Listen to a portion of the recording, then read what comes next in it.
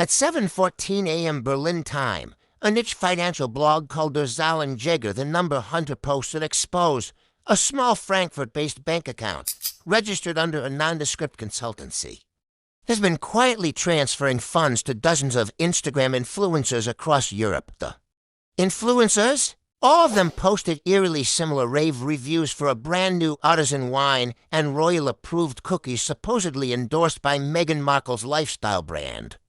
But the blog claims the account belongs to a shell company tied to a UK-based PR firm with no royal-adjacent clients. Within hours, British tabloids latch on. The Daily Mirror headline screams, "Busted."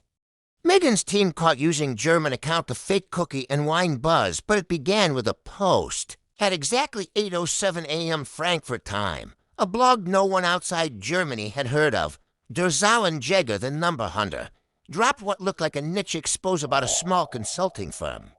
A routine post for their audience of financial nerds, except for one detail. The firm's bank account was tied to payments for cookie and wine reviews across Europe. 2 hours later, an anonymous Telegram channel posted screenshots of the account's registration documents. The name buried in the paperwork made the world stop. Markle and Henley Media Limited, a PR entity allegedly linked to Meghan Markle's brand ventures, and by noon, the UK tabloids had their teeth in it.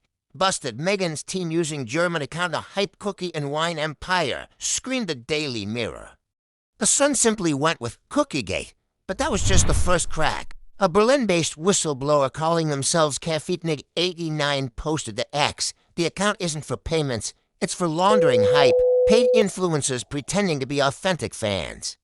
Also attached were encrypted chat logs allegedly between Meghan's PR aides and European micro-influencers. The instructions were meticulous, mentioned the Duchess by name 3 times per post, photographed a wine label with perfect lighting, and most damning, make it seem like you personally knew Meghan or had met her at a private tasting. By mid-afternoon, a second leak detonated from a completely different direction. Footage from a London children's charity event showed Prince Harry, normally the picture of composure, snapping at a reporter who asked about the German account. "You have no idea what you're talking about. Stop twisting this." Meanwhile, an American gossip site claimed an entirely different narrative. The payments weren't just for wine and cookies.